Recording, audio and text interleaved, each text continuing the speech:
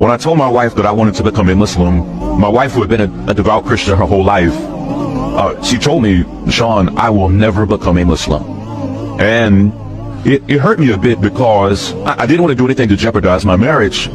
A few weeks later, when I traveled to Edmonton, I shared with some men, including a local imam there in Edmonton, that I didn't know how to approach this with my wife. And the brother told me something that was so profound. He said, Sean, do not try to convince your wife to do this. He said, it's more likely that you will mess it up than anything else. He said, but I do want you to trust that Allah will guide her heart.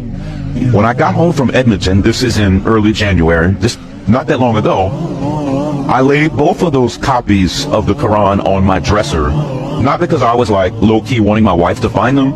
I just didn't want them to get bent up in my suitcase. I was so exhausted from traveling that I went to bed like at 8 p.m. When I woke up almost 12 hours later, my wife had grabbed one of those copies. She's a professor, a doctor. Yes. She had already, through the night, she had already read almost half of the Quran. When I woke up, my wife said to me something that was so shocking. She said, Sean, I think we should become Muslims. And there's a powerful lesson there. Like most Americans, most of what my wife knew about Islam, she learned from places that you don't want to learn about Islam. If what you know about the Prophet Muhammad, peace be upon him, you learned from the news, if you learned it from movies, if you learned it from social media, it will be misinformation. And my wife was an intellectual, a voracious reader. First thing she said to me was, Sean, the Prophet Muhammad, peace be upon him, he is not who I thought he was. Wow. And she was just moved by his life and his example.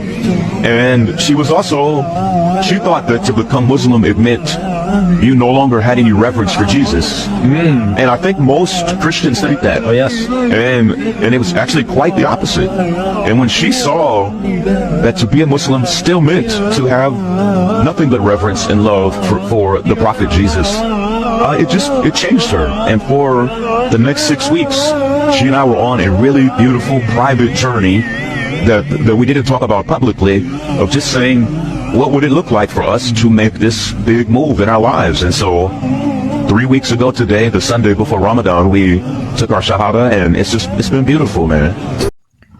Islam Aswaja Channel dan KUN Media mengajak untuk mendoakan beliau, dan semoga video ini menjadi amal jariah beliau dan bermanfaat fitini wa dunya hatal akhirah buat kita semua.